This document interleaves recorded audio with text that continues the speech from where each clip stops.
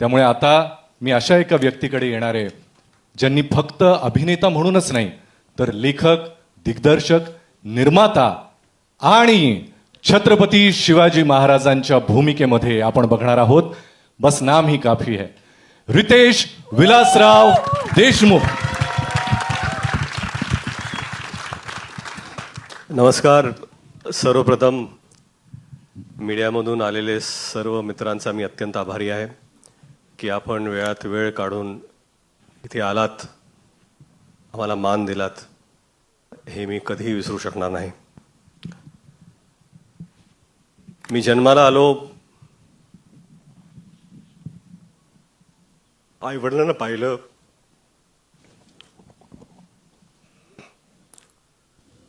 देवाला पाहिलं आणि शिवाजी महाराजांना पाहिलं.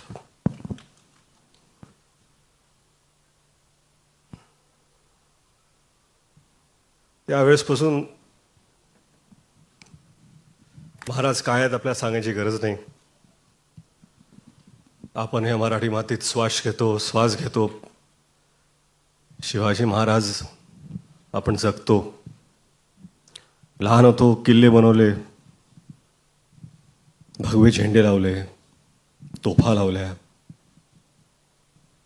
आणि प्रत्येक वेळा वाटलं की आपण महाराजांचे मावळे आहोत. आपण महाराज आहोत असं कधीच वाटलं नाही आणि वाटू शकलं नाही. पाचवीत होतो, असाच एक शाळेचा ॲन्युअल डे होता. बाजूला मी मावळ्याची भूमिका करत होतो. भाला घेऊन नाचत होतो मी. माझाच एक मित्र महाराजांची भूमिका करत होता. त्याला मी मुजरा घातला मानाने आणि गर्वाने नाचत होतो.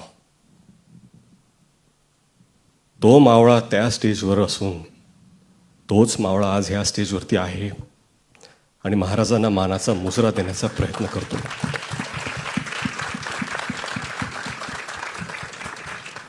कुठलीही कलाकृती महाराजांवरती आपण जेव्हा करतो, आदरयुक्त, श्रद्धा, आस्था, प्रेम एवढ्याच भावना आपल्या मनात असू शकतात.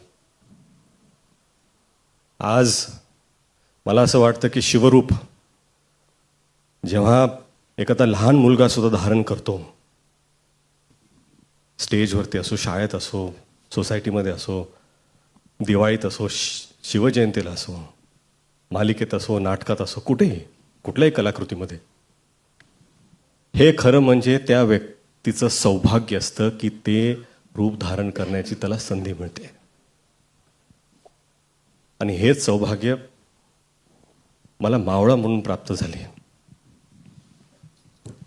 10 वर्ष झाली. 10 वर्षापासून प्रयत्न करत होतो मी 2016 की आपल्याला हा चित्रपट करायचा आहे. झाला नाही तो. 2019ला परत प्रयत्न केला. कोविड आलं, झाला नाही तो. कुठेतरी मला वाटत होतं की आपले आराध्य दैवत छत्रपती शिवाजी महाराज स्वतःच म्हणत होते, थांब पोरा थांब, तुझी वेळ आलेली नाही आहे. 2019ला थांब पोरा थांब, तुझी वेळ आलेली नाही आहे. 2023ला जेव्हा सुरुवात केली, आता मला कुठं तर वाटतं की महाराज म्हणत असेल, पोरा आज तुझी वेळ आलेली आहे. आणि ही वेळ येण्यासाठी फक्त स्वप्न बघून सोपं नसतं. तुम्हाला साथ लागते. अशा लोकांची साथ लागते की ज्यांच्यात सुद्धा सिंहाचं धाडस असतं. जिओ स्टुडिओज आणि ज्योती देशपांडेंनी ती साथ दिली, धाडस दाखवलं. त्यांचा मी अत्यंत आभारी आहे. परंतु खरंच इथे सगळेच उभे आहेत. Sanju sir, I am extremely grateful. नाही, आय एम एक्स्ट्रीमली ग्रेटफुल.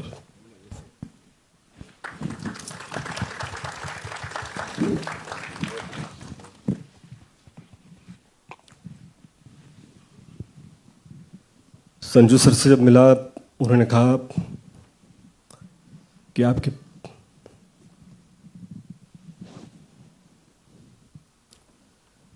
कि आपके पिता और मेरे पिता के संबंध है. Our fathers know each other very well. Let's do this for them. And I take that to my heart. My big brother Abhishek.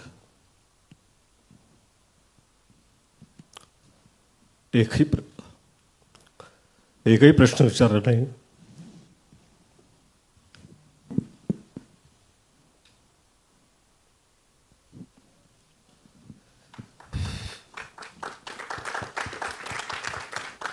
भावासारखे उभे राहिले.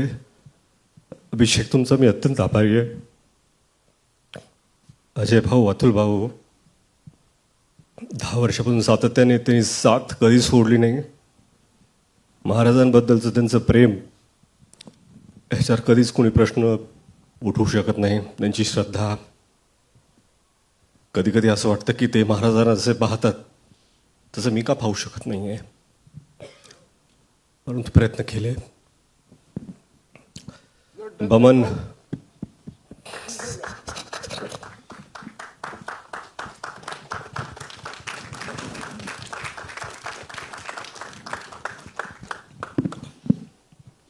बमन सर असतील, अमोल सर, जितू.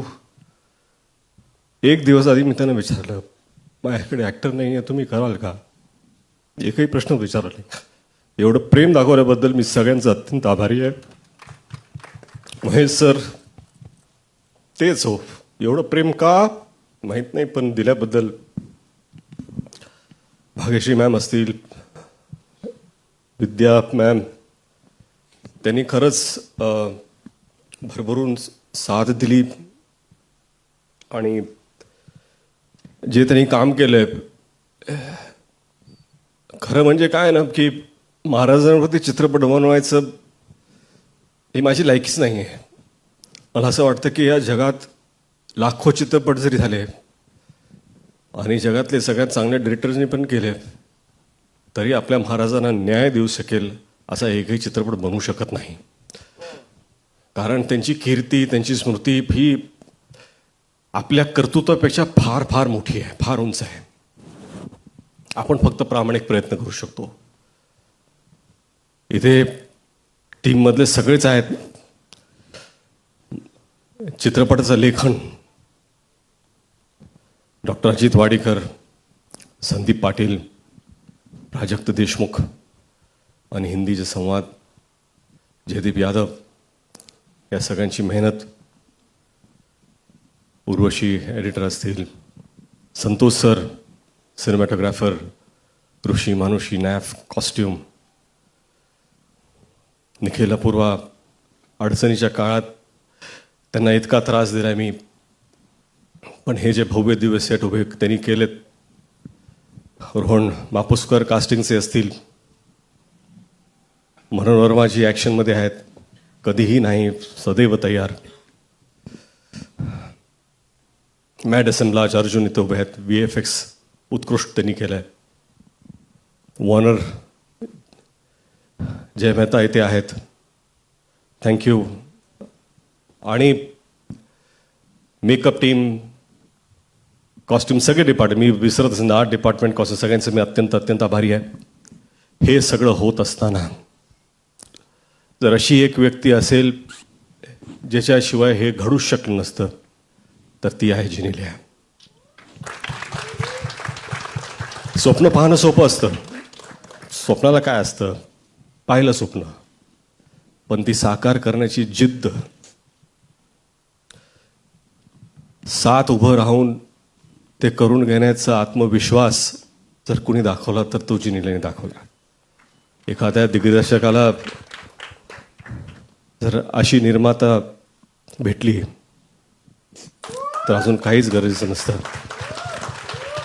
मला वाटतं की खरंच हे स्वप्न जे पाहिलं आहे, आणि प्रामाणिकपणे सांगतो,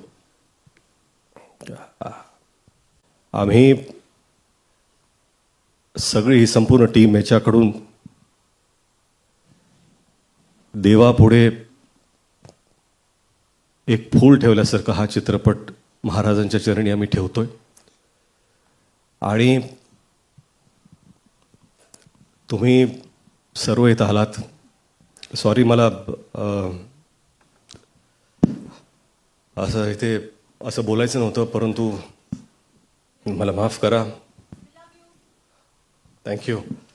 आणि वेळात वेळ काढून आलात त्याबद्दल तुम्हा सर्वांचा आभारी आहे मी. जिनीला थँक्यू.